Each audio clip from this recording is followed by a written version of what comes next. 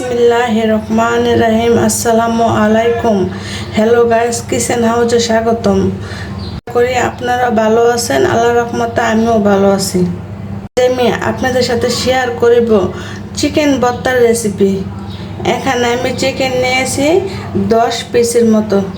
আমি ব্রয়লার মুরগির মাংস নিয়েছি, হাড় ছাড়া ফ্রেশ মাংসগুলো কেটে ছোট ছোট করে নিয়েছি।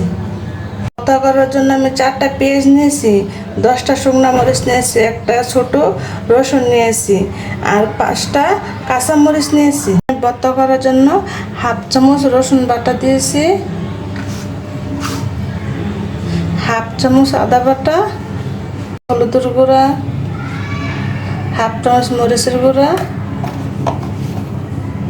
হাফ চামচ জিরার গুঁড়া, সামান্য পরিমাণ অল্প একটু তেল করে দেব, অল্প একটু পানি। এগুলো ভালো করে মেখে আমি চুলায় বসিয়ে দেব। আমি মাংসটাকে 20 মিনিট সিদ্ধ করে নেব।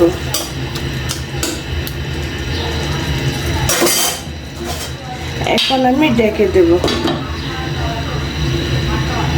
আর চুলার আঁচটা কমিয়ে দেব। দিয়ে দেব পরিমাণ মতো লবণ। মাংসের পানিটা শুকিয়ে গেছে, মাংসগুলো সিদ্ধ হয়ে গেছে। আমি কিছুক্ষণ ভেজে নেব। মাংসগুলো ভাজা হয়ে গেছে, এখন নামিয়ে নেব।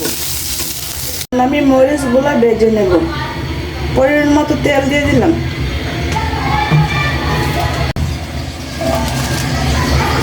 মরিচগুলো ভেজে নেব। মরিচগুলো ভাজা হয়ে গেছে, এখন নামিয়ে নেব।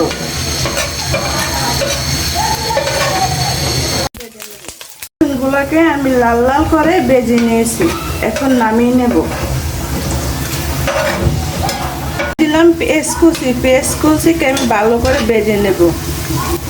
পেঁয়াজ ভাজা হয়ে গেছে, এখন নামিয়ে নেব। হামার দিস্তার সাহায্যে আমি মরিচগুলো ভেঙে নেব।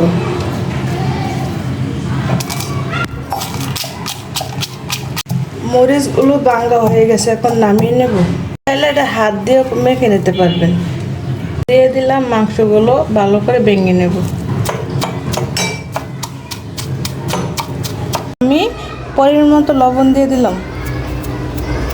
লবণ দিয়ে সব উপকরণগুলো ভালো করে মিক্স করে নেব।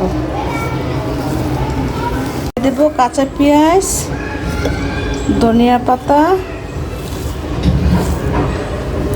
দিয়ে মিক্স করে নেব।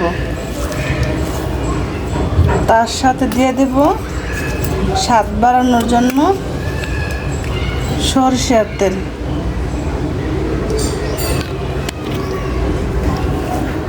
দিয়ে দেব কয়েক ফোঁটা লেবুর রস। লেবুর রসটা দিয়ে ভালো করে মিশিয়ে নিয়েছি।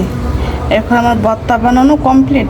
দেখেন বন্ধুরা, চিকেন ভর্তার কালারটা কত সুন্দর হয়েছে আর ইয়ামি হয়েছে। জাল জাল করে আমি ভর্তাটা বানিয়ে নিয়েছি। কাছে চিকেন ভর্তার রেসিপিটা ভালো লেগে থাকে তাহলে অবশ্যই একটা লাইক আর শেয়ার সাবস্ক্রাইব করে দিবেন।